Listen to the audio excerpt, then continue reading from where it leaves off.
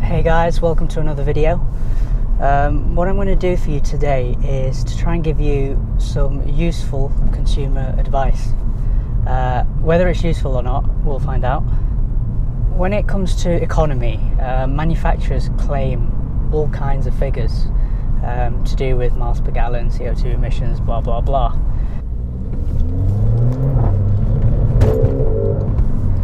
Usually when it comes to miles per gallon figures, the numbers manufacturers quote are usually like near enough impossible to achieve, or that's what I've found anyway, particularly with diesels. In this video I'm going to try and test it out. I'm going to see if I can actually achieve what Merc claim this car can do, and not only that, I want to test out some of the other extremes, because everyone drives differently, we all live in different locations and we all make different journeys. So obviously when you take all of that into account, the numbers in theory should vary quite a bit. Now if you haven't noticed already, I am driving a bit like a Wally. It is on purpose, as what I'm trying to do is test the other end of the scale. You know, how uneconomical can this car be? The boffins over at Merc say this car can do over 40 miles per gallon. And around the city, I can't remember, I think it's low 30s, high 20s, something like that. So right now what I'm doing is the equivalent of basically a city or a town journey, because, you know, not everyone lives in the countryside. You know, a lot of people will be living slap bang in the centre of a city, and you know, the top speed you're ever going to reach is about 10-15 miles an hour on a average daily basis. So that's definitely going to affect how economical your car is. So as well as that, I've got the car set up in, you know, full sport mode. Stop start is turned off, and I'm basically I've got it in full fat mode basically. So I want to see how low I can actually get the miles per gallon to come down. Then what I'm going to do afterwards is do the same journey again, but on the way back, but switch everything back to comfort mode, stop start back on, and hopefully that'll give an accurate representation of a normal commute, I suppose. You're not always going to be driving a car like this like a hooligan. You might do, I don't know. So it'll be interesting to see how the two figures compare from driving like a Wally and driving economically. This isn't going to be too much of a long journey. It'll only be, what, 3 or 4 miles if that, but it should take roughly around 20 minutes to complete. Now before I started this journey, the car was warmed up, so all the temperatures and everything had been reached. That's something to take note of, because that will affect how economical the engine is basically. So when you start out first thing in the morning, everything's cold, it generally drinks a bit more fuel than when everything's warmed up. Another thing to take note on for the CLA45, A45, GLA45, etc. is that when you do have this thing in Sport Plus, when you're idle, the RPM is actually spinning at just over 1,000 RPM, which is 600 or 700 RPM higher than in comfort mode.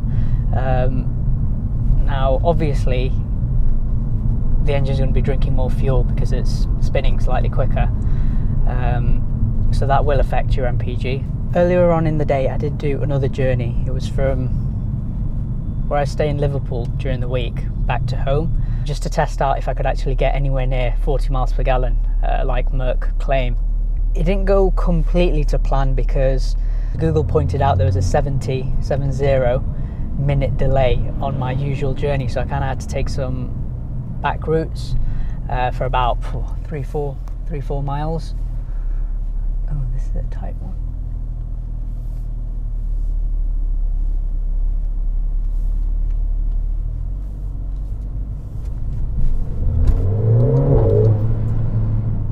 Right, so that's just creeped up to 3 miles now, 20 minutes, and it says we've averaged 15.6 miles per gallon, which I don't know what to make of it really. Is that good, bad? I suppose we'll find out when we compare it against the behaved run.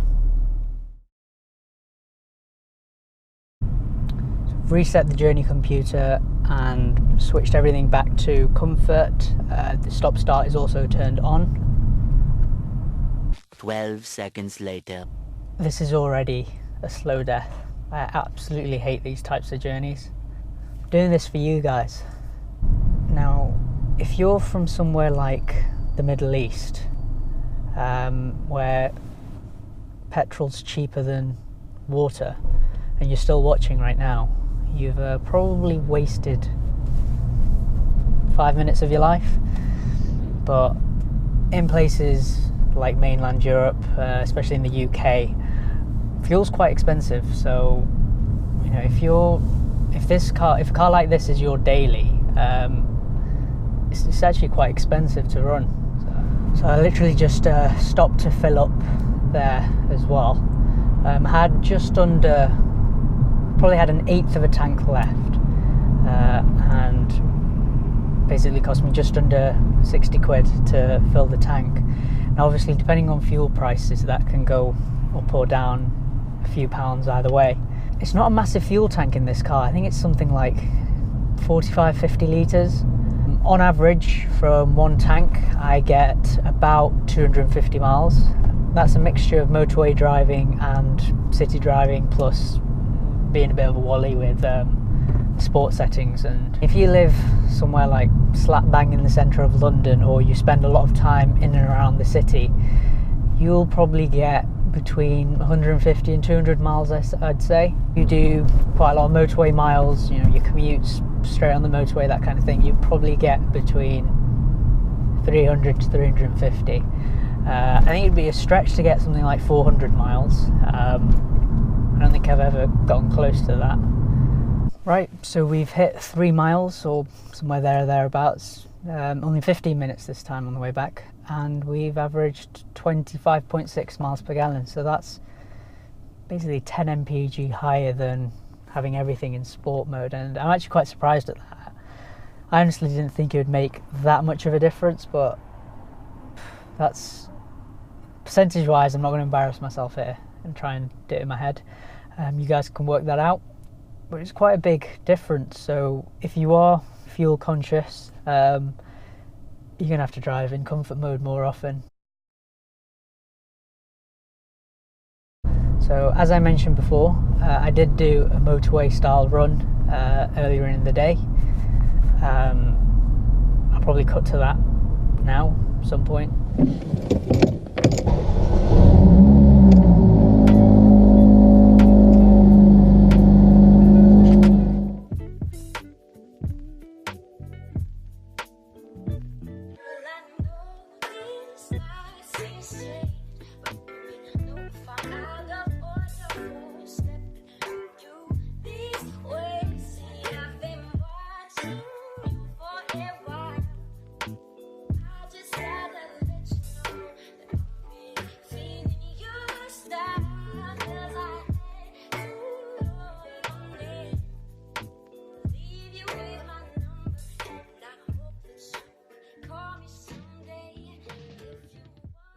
I did have to make a bit of a detour for the journey home.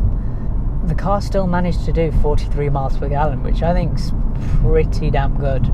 To achieve that though, you know, I never crept above 70 miles an hour. I was doing between 60 and 65 miles an hour the whole way. I don't know many people who drive like that, so realistically, if you're doing 70, 75 miles an hour, you probably get very high 30s. I think that's definitely doable.